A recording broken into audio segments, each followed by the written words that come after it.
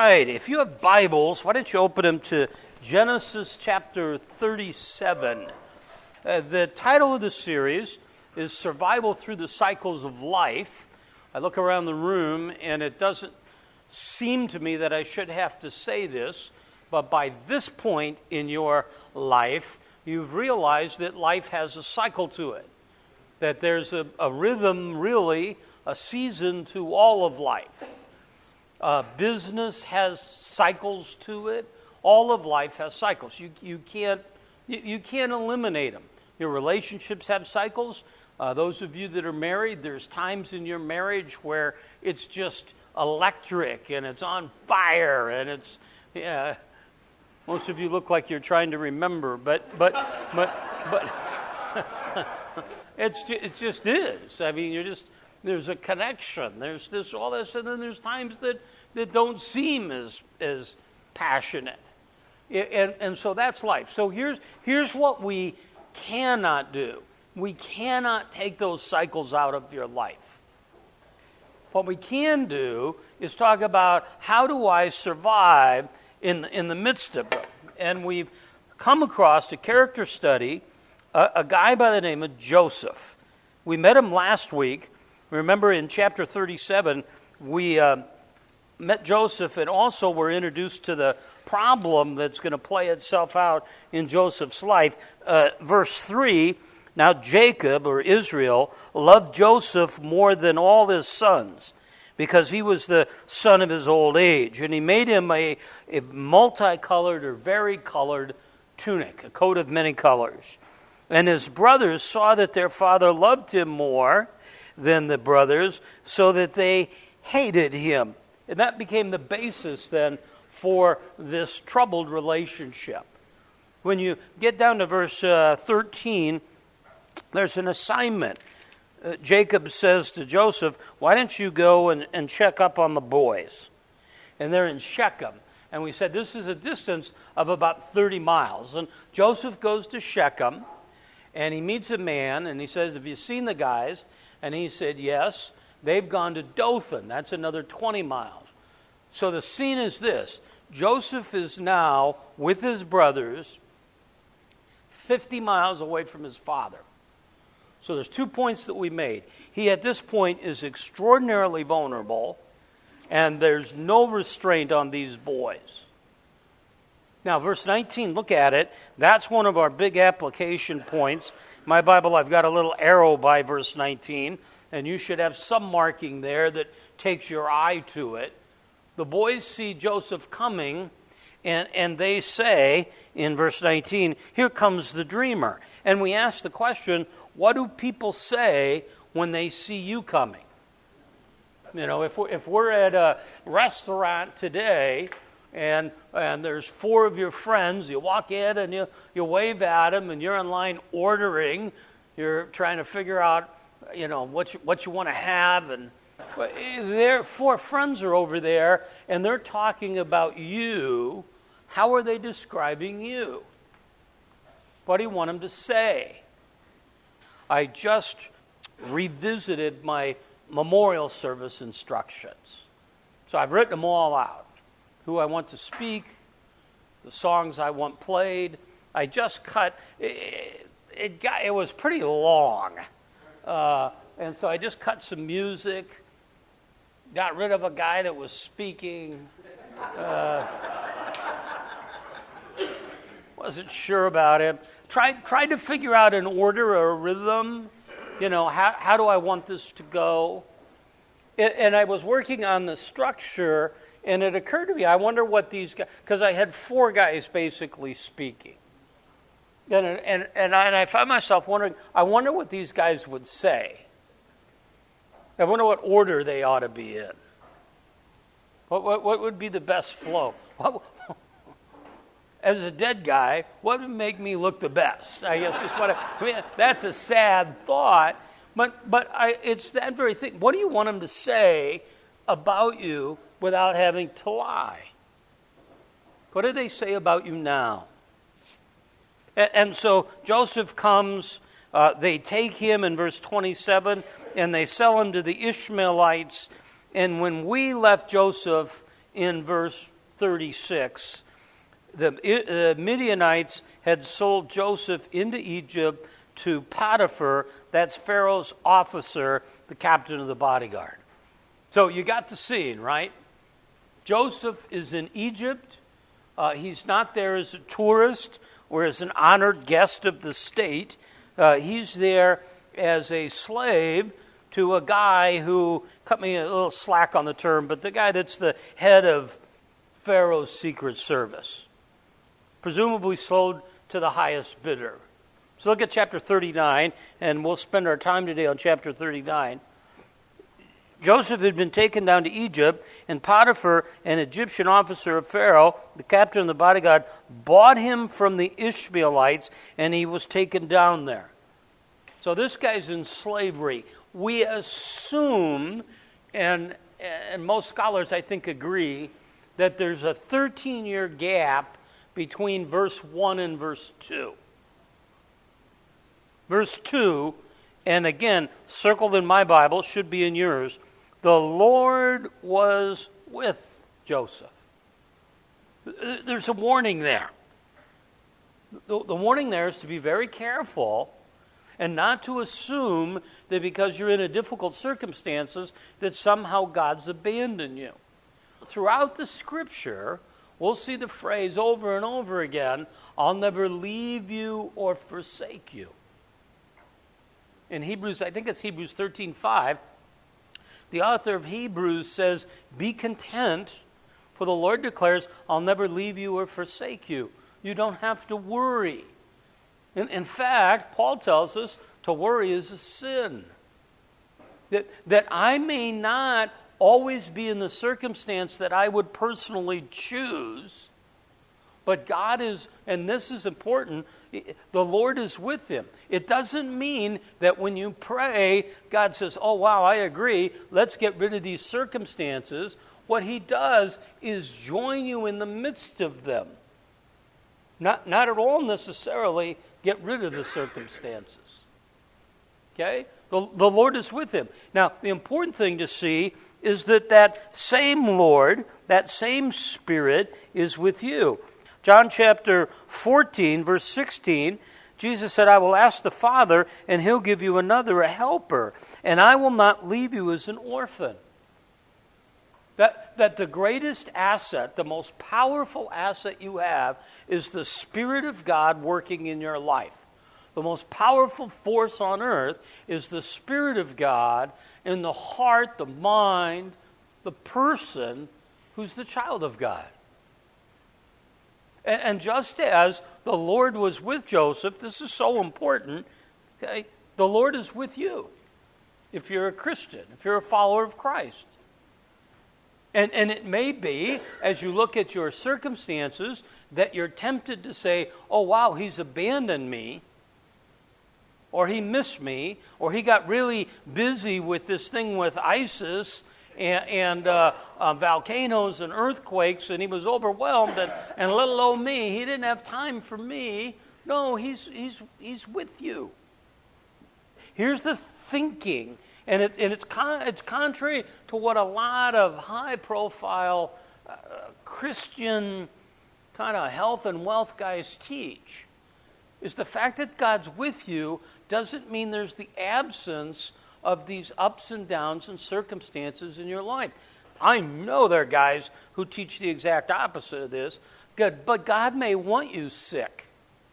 God may want you hurting. For your own good, for the good of the people around you, how they begin to see how you handle the difficult things in your life. God will not necessarily change the circumstances. He might, but what he will change is your heart. So the Lord is with Joseph in Genesis 39:2, and as a result of this, he became a successful man. He was in the house of the master, the Egyptian. And verse 3, here's another application point. The master saw that the Lord was with Joseph. So we ask this question. Do the people around you see that the Lord is with you? Do the people around you say and see and instinctively know there's something different about you? There's 5 of you standing in line at the slowest Starbucks in the world, 16th and Bethany, okay? And as you're standing in there, they've remodeled it, but they haven't restaffed it, okay? But as you're there, they look across this 5-person line, and they see something different about you. Everybody else is fidgeting, they're angry, and you're going, this is just the price you pay if you come here. What's the big deal? You're just going to go over there and get on your Wi-Fi and check your email and look at Drudge, and what difference does 5 minutes make? It takes a certain level of maturity to think that way, and that's my aspiration more than my reality.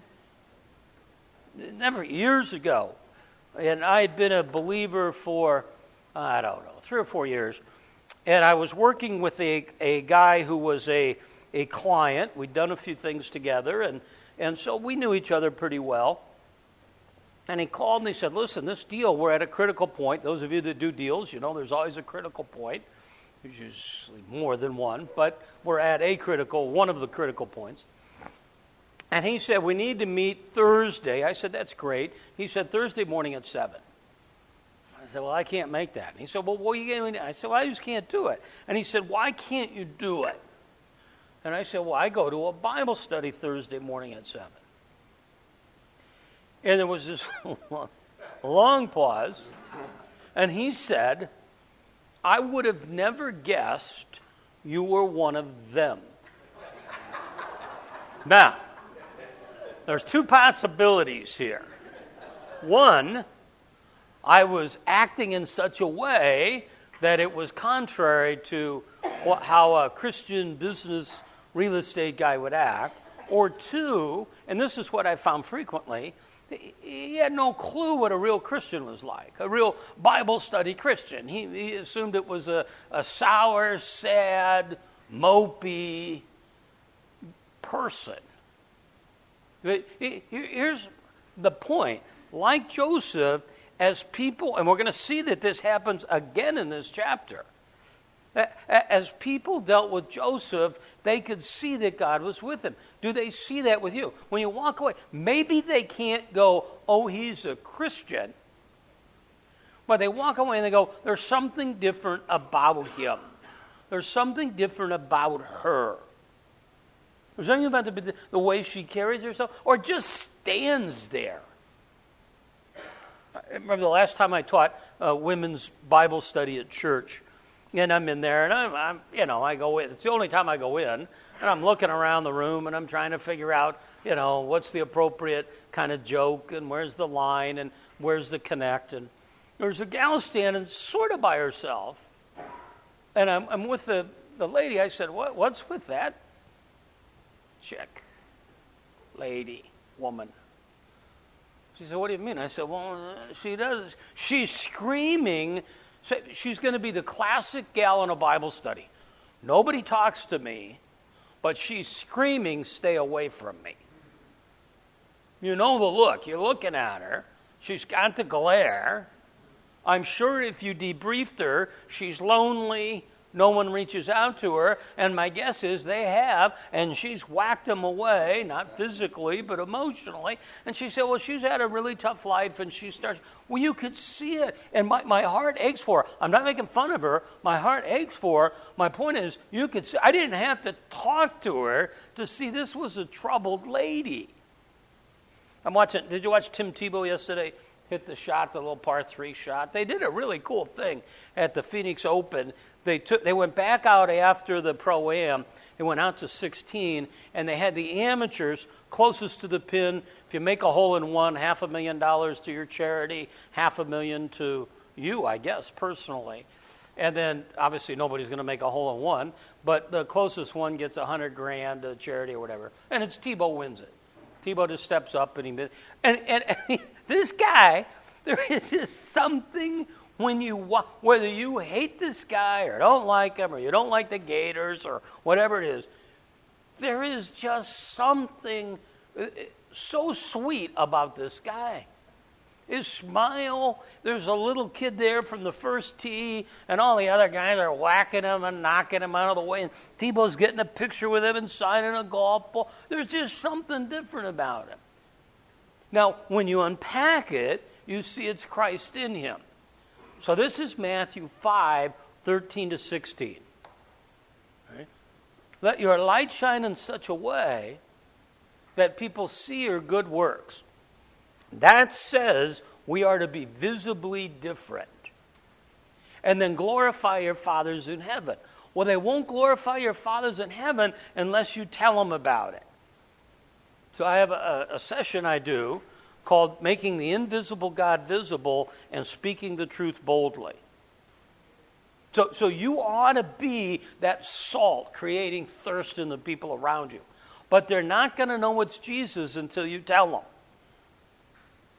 They may get out, you may be at the bird's nest and Kid Rock's playing and he takes a break and you're out there and they go, man, there's something different about you.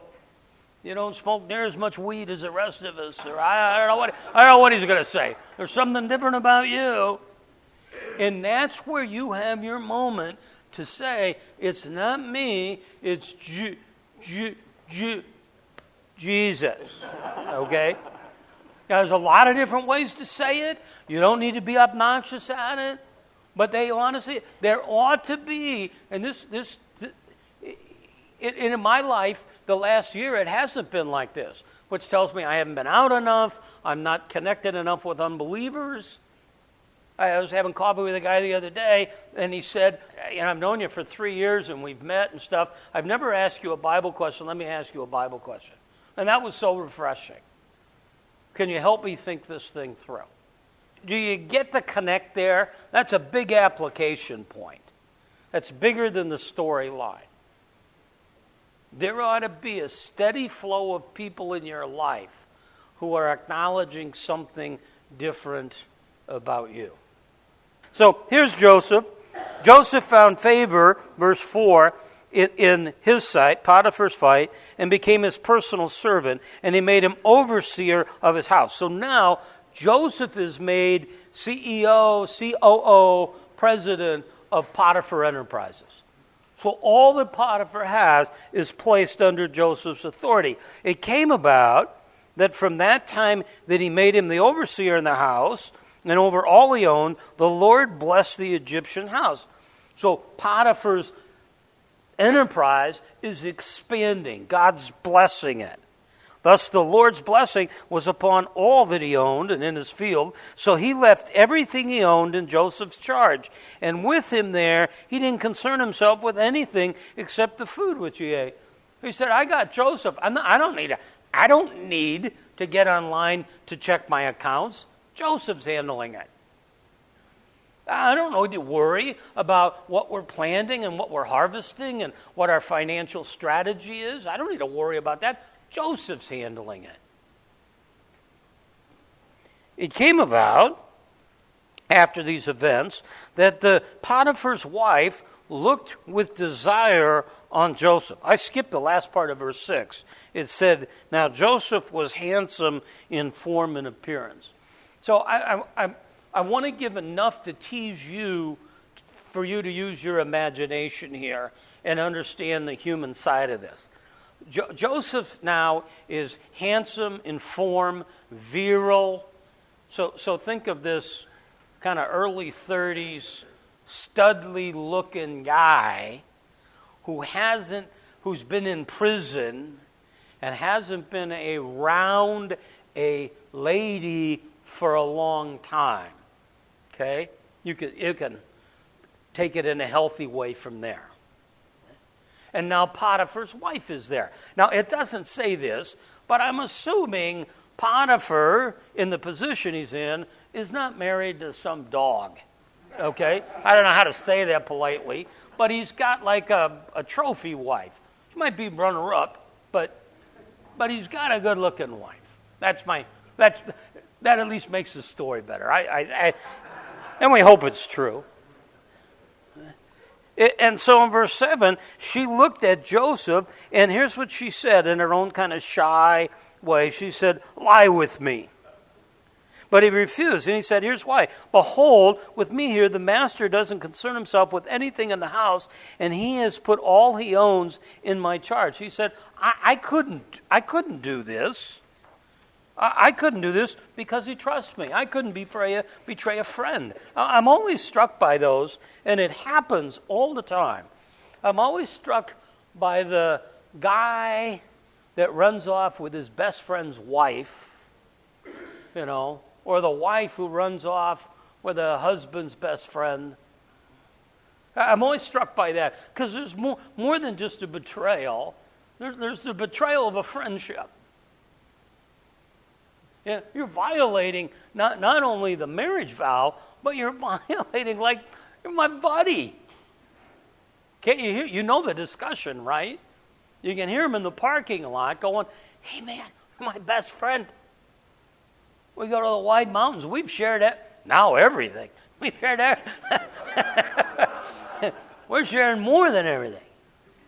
And he said, "I couldn't do that."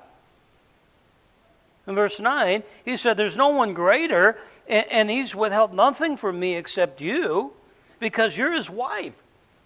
I got a call the other day to ask if I do a wedding. I haven't done a wedding in a long time. I'm not the best wedding guy, but it's in October, so I figured that gives me, It gives me 9 months to lose weight to get in my suit.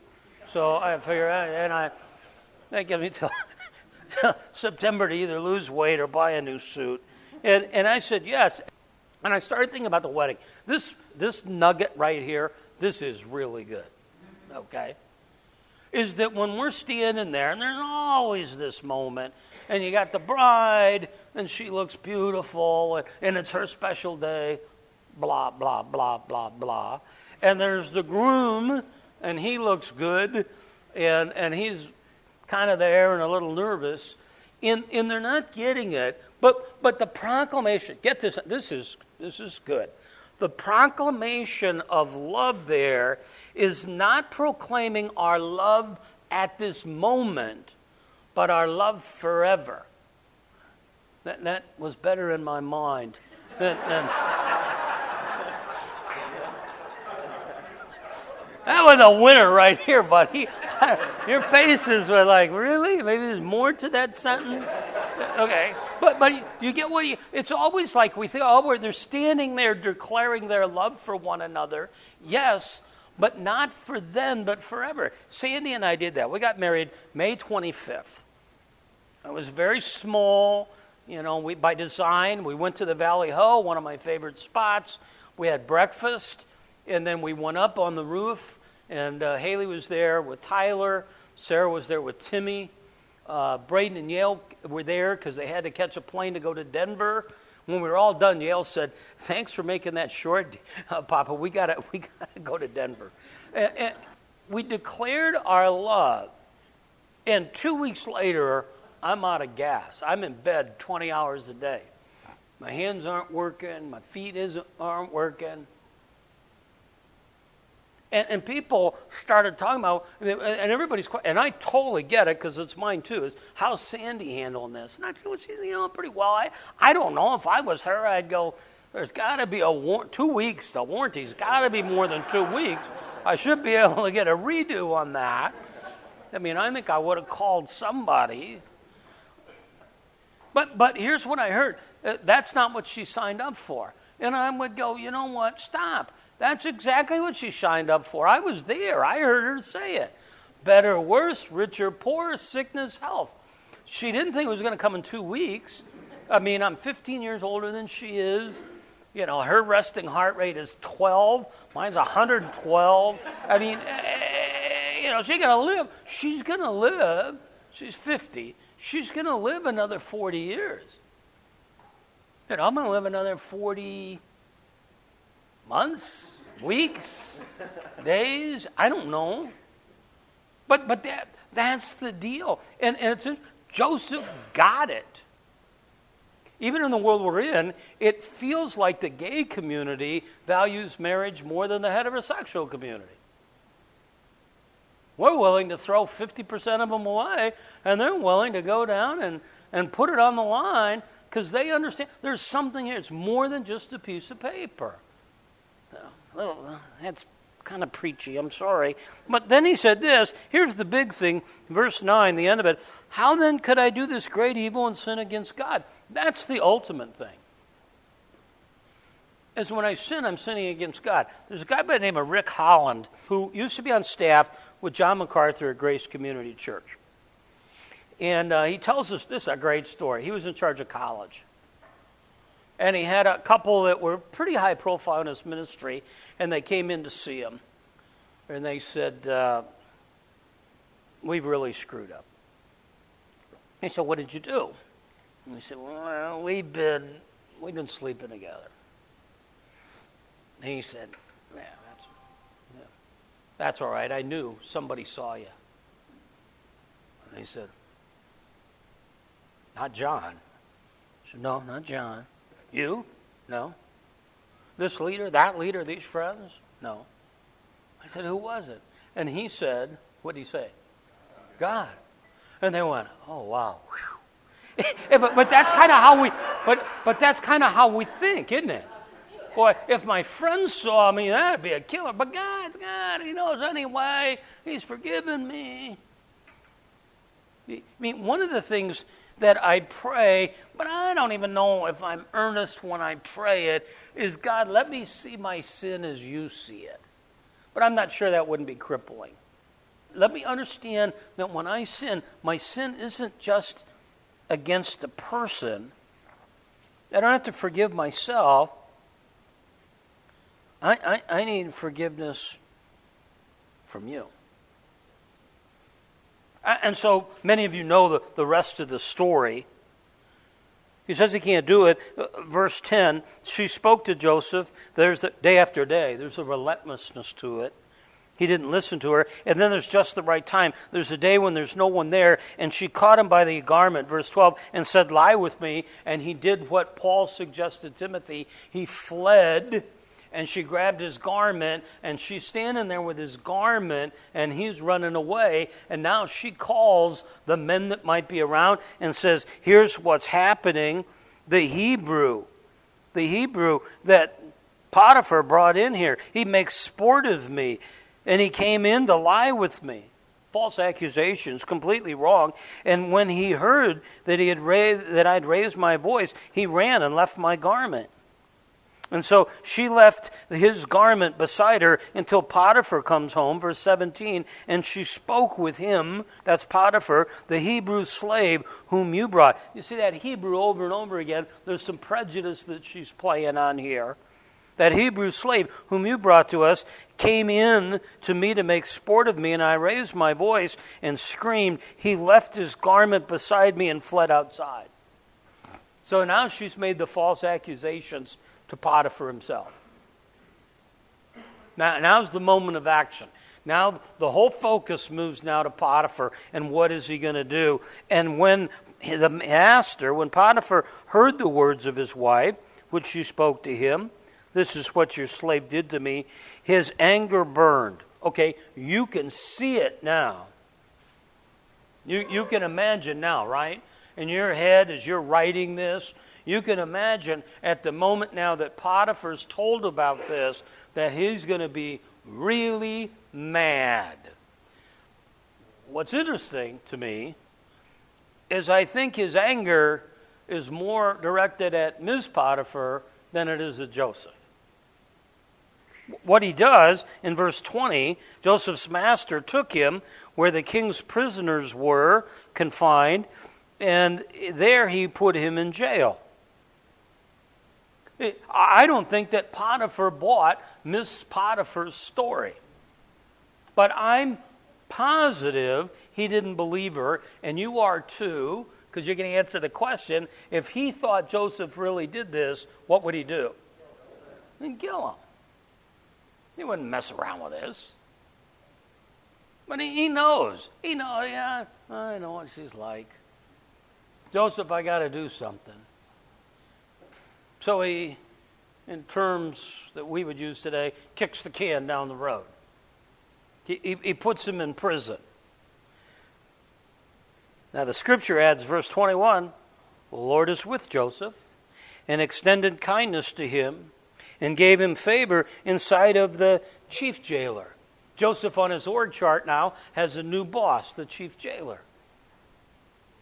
And as Joseph goes further, just physically, further into the prison, if you will, further into the dungeon, as he moves further into there, the scripture reminds us the Lord is with him. Draw it back to where you are right now. You might be in the middle of one of these cycles where it's just down cycling, and you're saying, what's going on here? And you just, listen, God's with you.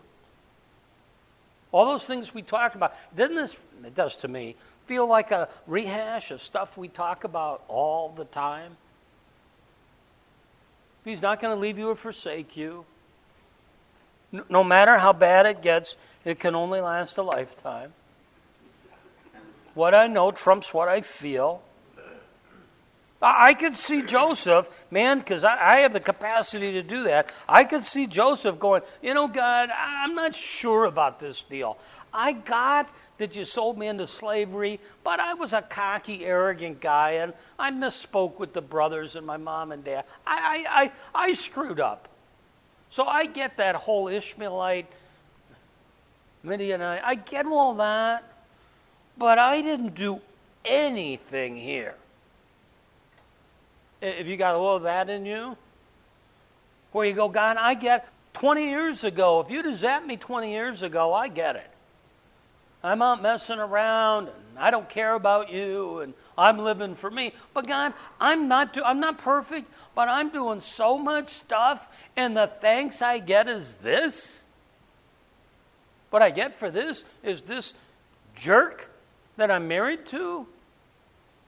What I get for that is the hands that don't work, the cancer that's there, the deals that, God, what are you doing? Where are you? And he said, Diego, relax.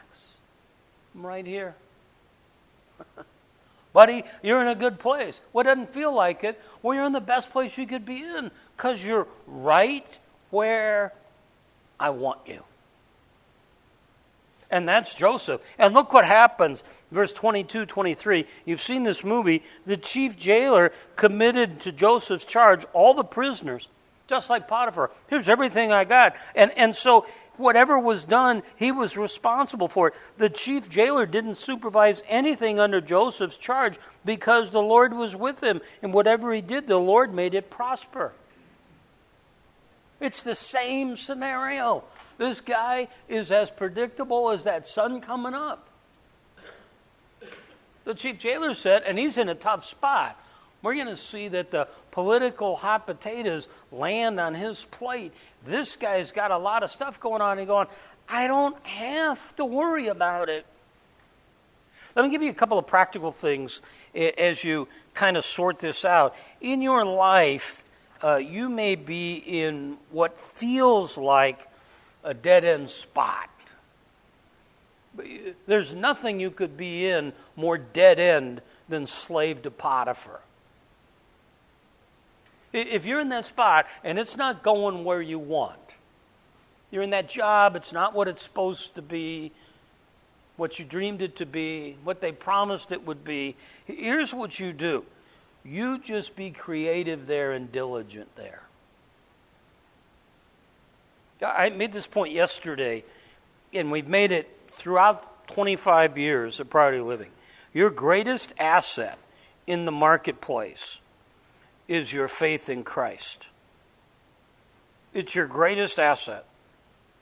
If you're a manager or a boss, a business owner, and you're hiring somebody, aside from expertise in your field, okay, what are you looking for in a person? Okay, I heard integrity, honesty, competence, trustworthiness. I mean, all those things. And I made this point yesterday. That's what a Christian brings to the marketplace. I have all these guys who go, I'd never hire a Christian. I don't want to. Well, wait a minute. you just laid out, I mean, look at your core values. You got them on your wall. I know nobody's ever read them, but you got them on your wall, and they're all the same. Everywhere I go, they're the same. Commitment, responsibility, accountability, integrity, and all. That's a believer. So I taught this yesterday morning. Mid-morning, I got this text. Now, this is a friend of mine who's doing his graduate work at Harvard. So I guess if you got to go to school on the East Coast, that's probably a good place to go. So he's at Harvard, okay? Graduate. Here's what he texts me. He's got no idea what I'm teaching. My professor is using the terms servant leadership and the leadership secrets of Jesus Christ in my experiencing leadership, a cross-cultural international perspective. Oh, we've got the answer. I mean, this Christian faith stuff is not just something that's relegated to Sunday or to some kind of passive doctrinal. I wrote the term, I wrote it on here, I don't know what I was thinking, but I wrote the term doctrinal addiction. That I become so addicted to the study of the Word that I never put it to work in my life. Again, I don't. There's nobody's trying to make a point here. It wasn't a conscious thing. It's a professor teaching, exercising leadership, a cross-cultural, international perspective. And when he's talking about this, he goes, "You know what we're going to talk about? Servant leadership." And nobody modeled it better than Jesus. And let me finish that sentence now. And no one should be modeling it today better than Jesus' followers. That we're here not to be served, but to serve. And you bring that mentality to the marketplace. I have, the reason I wore a short sleeve shirt today, I go in the hospital for a outpatient infusion today. So it takes an hour and a half. And I know what it's like. It's sitting there and it kind of hurts, and I'm not a big needles guy and all that stuff. The worst part of this whole thing is checking in. It isn't even close. They could stick that needle in my eye and jackhammer it, and it would be more pleasant than checking in.